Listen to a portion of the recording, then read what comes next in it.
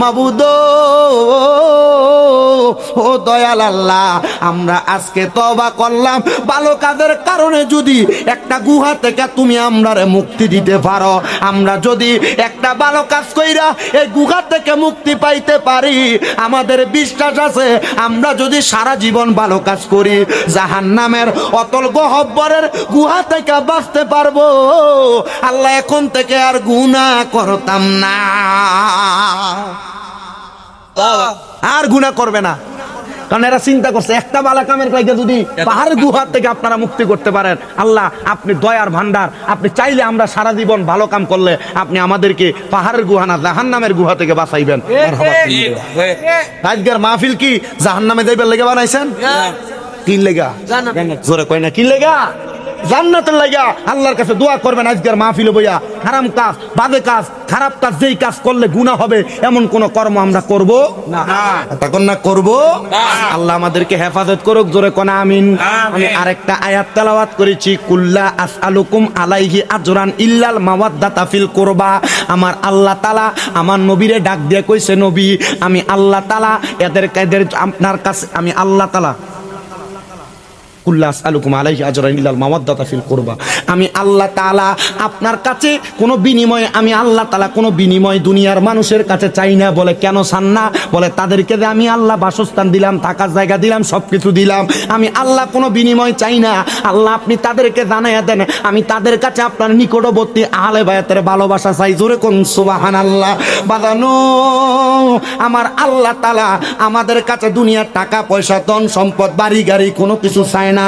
আমার আল্লাহ একমাত্র নবীর বংশের ভালোবাসা চায়। জোরে জোরে কোন মারহাবা। কোন নবীর বংশের ভালোবাসা চায়? যেই নবীর বংশরা ইসলামের জন্য তাজা রক্ত ঢাইলা দিয়া আমাদেরকে তাজা ইসলাম দিয়া গেছে। এই জন্য আসে কয় হোসাইনের রক্তে গড়া আমাদের ইসলাম, হোসাইনের রক্তে গড়া আমাদের ইসলাম, ইসলামেরই জন্য তিনি দিয়ে গেলেন প্রাণে। বলেন ইসলামেরই জন্য তিনি দিয়ে গেলেন প্রাণ। বলেন ইয়া হোসেন মারহাবা, ইয়া হোসেন মারহাবা, ইয়া হোসেন মারহাবা, ইয়া হাসান মারহাবা। হুসাইনের রক্তে গড়া আমাদের ইসলাম, ইসলামেরই জন্য তিনি দিয়ে গেলেন প্রাণ। সাহাবায়ে কেরাম বলি ইয়া রাসূলুল্লাহ, নবী গো আমার আল্লাহ তাআলা কেন আপনার বংশধরের ভালোবাসা চাইলেন? আমার নবী কয় আল হাসানু ওয়াল হুসাইনু সাইয়্যিদা শাবাবি আহলিল জান্নাহ। কারণ হাসান হুসাইন হইল জান্নাতের যুবকের সরদার, এই জন্য তাদের ভালোবাসা চায়। নবী গো তাহলে মা ফাতেমা কি? আমার নবী কয় আল ফাতেমাতু সাইয়্যিদাতুন নিসাই আহলিল জান্নাহ। এ আমার বাঞ্চারামপুরের আশরা বাবাদের মা বোনেরা, তোমাদেরকে ওই মা ফাতেমার সাথে জান্নাতে দেওয়া হবে, তোমাদের জান্নাতের সরদারিনী হবে ওই মা ফাতেমা। এই জন্য এই নবীর বংশধরের ভালোবাসার কথা বলছে। বলে হুজুর এরপরে কার কথা বলছে? কয় আলী রাদিয়াল্লাহু তাআলা আনহু। আমার নবী কয় আনা মদিনাতুল ইলমি ওয়া আলীগুন বাবুহা, আমি নবী কইলাম ইলমের শহর, আমার আলী কইল সেই শহরের দরজা। এদেরকে যারা ভালোবাসবে রে তারা জান্নাত পাবে, তারা নাজাত পাবে। বলে হুজুর কেন? হযরত খাতুনে জান্নাত ফাতেমা রাদিয়াল্লাহু তাআলা আনহা নবীর নাতি ইমাম হাসান হুসাইন রে নবীর উম্মতের জন্য সফর্দ কইরা দিছে। ইমাম হুসাইন কয় আল্লাহর কসম রে আমার নানা জান দুনিয়াতে থাকা অবস্থায় বইলা গেছে, আমি হুসাইন কারবালার ময়দানে শাহাদাত বরণ করব, আমার যত ফোঁটা রক্ত মোবারক মাটিতে পড়বে ওই প্রত্যেক ফোঁটা রক্তের বিনিময়ে আমার আল্লাহ আমার নানার উম্মতের নাজাত দিয়া দিব। ভাইও ইমাম হাসান রাদিয়াল্লাহু তাআলা আনহু একই কথা বলছে। মাওলা আলী কয় আমি আমার জীবন উৎসর্গ কইরা দিলাম। ওই আলী রাদিয়াল্লাহু তাআলা আনহুরও আমার নবী বড় ভালোবাসতেন, বড় মোহাব্বত করতেন, বড় আদর যত্ন করতেন। মারহাবা কইতেন না? কেন এলেমের শহরের দরজা বলছে জানেননি কি কারণ? একদিন মাওলা আলী আর আমার দয়াল নবী খেজুর খাইতেছে। কি খা? কি খায়? শেষ বয়ান শেষ, একটু কথাটা বলে শেষ করি। খেজুর খাইতেছে প্রতিযোগিতা। আজকে খেজুর খানার ভিতরে যে ব্যক্তি যত বেশি খেজুর খাইতে পারবে সেই ব্যক্তি সবচাইতে জ্ঞানীবান, সেই ব্যক্তি সবচাইতে মর্যাদাবান। হযরত আলী রাদিয়াল্লাহু তাআলা আনহু খেজুর খায়, একটা একটা দানা রাখে, আর আমার নবীজির খেজুরটা খাইয়া খেজুরের দানাগুলা হযরত আলীর কাছে রেখে দেয়। মারহাবা কইলেন না? হযরত আলী রাদিয়াল্লাহু তাআলা আনহু এবং নবীজি খেজুর খাওয়ার পরে এবার তাকে দেখে সবচাইতে বেশি খেজুরের দানা হযরত মাওলা আলীর কাছে। আরে আমার নবী কয় তাইলে আলী বেশি খেজুর খাইছে, এই জন্য আলী আজকের বিজয়ী হয়ে গেছে।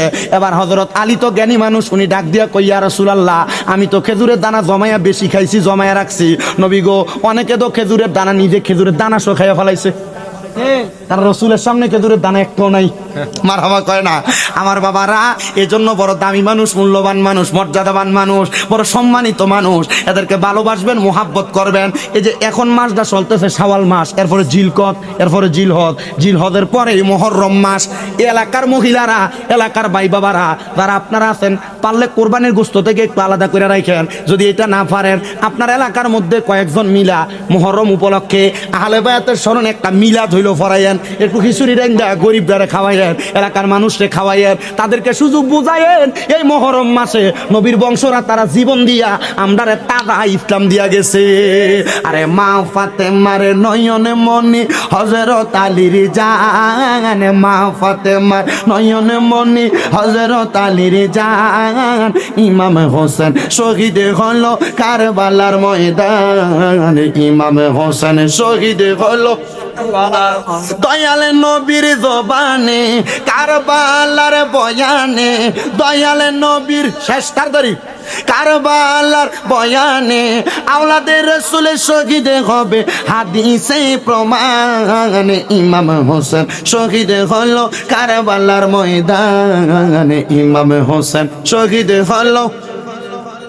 ঈদের দিনে নতুন পোশাক পরলো সকলে, হাসান হোসেন কান্দে নানা পোশাক দাও বলে।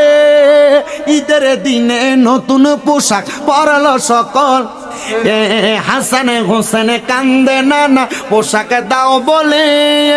দয়াল নবী করলো দোয়া, ও গো রাব্বানা, জান্নাত থেকে কুদরতেরই পোশাক পাঠাও না। লাল সবুজের সেই পোশাকে কারবালারি শান, লাল সবুজের সেই পোশাকে কারবালারি শান, ইমাম হোসেন শহীদ হলো, ইমাম হোসেন শহীদ হলো। দান বলেন মা ফাতেমার নয়নে মনি হযরত আলীর জান, মা ফাতেমার নয়নে মনি হযরত আলীর জান, ইমাম হোসেন শহীদ হলো কারবালার ময়দানে, ইমাম হোসেন শহীদ হলো। আল্লাহ যেন আহলে বায়াতে রাসূলের ওসিলায় আমাদের সবার জীবনের গুনাহগুলো maaf করে দেয়, আল্লাহকে ভয় করার তৌফিক দেয়, মা বাপরে গুরুত্ব দেওয়ার তৌফিক দেয়, তরিকতের ফানাফিল্লা বাকাবিল্লার জগৎ অতিক্রম করার তৌফিক দেয়, আমানতদারিতা রক্ষা করার তৌফিক দেয়। বিষয় ওয়াজ করলাম কয়টা শোনেন।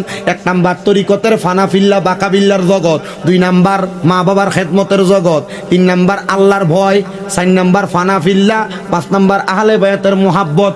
বেশি বিষয় লাগে না, এই বিষয়গুলোর উপর গুরুত্ব দিয়া আল্লাহ যেন মরার আগে